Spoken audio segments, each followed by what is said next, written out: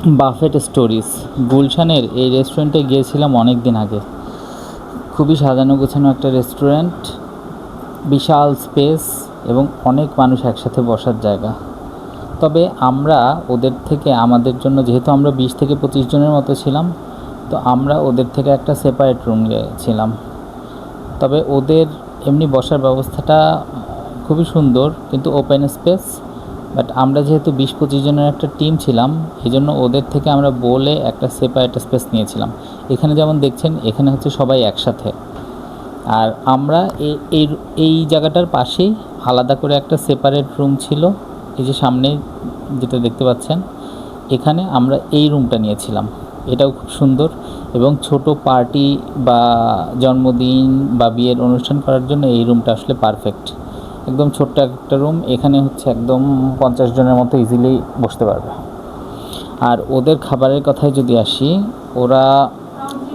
ওদের 100+ খাবারের আইটেম, 100+ বলতে 120-এর মতো খাবারের, 120+ খাবারের আইটেম ছিল এবং খাবারগুলো খুবই মজা ছিল এবং ওরা পর্যাপ্ত পরিমাণ রিফিল করছিল।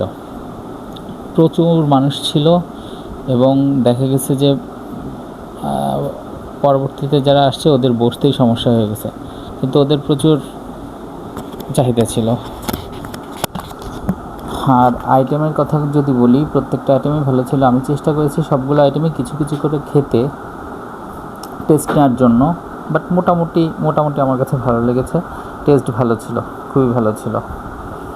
মোটামুটি পোলাও, বিরিয়ানি, কাচ্চি সবগুলো আইটেমই ছিল। সাথে গরুর মোটামুটি সব আইটেম ছিল এবং সব মোটামুটি খাবারগুলো ভালোই ছিল। তবে আমি কিছু ট্রাই করে পরে স্পেসিফিক আইটেমগুলো অনেক খেয়েছি। এখানে যদি দেখাই, এখানে ওদের সমস্ত আইটেমগুলো দেখতে পাবেন এবং প্রচুর ডেজার্ট আইটেম ছিল। প্রায় 10-15টার মতো ডেজার্ট আইটেম ছিল এবং ওরা প্রচুর রিফিল করছিল, শেষ হয়ে যাওয়ার সাথে সাথে রিফিল করছিল। 2 রকম জুস ছিল, তবে খাবার খুবই ভালো ছিল।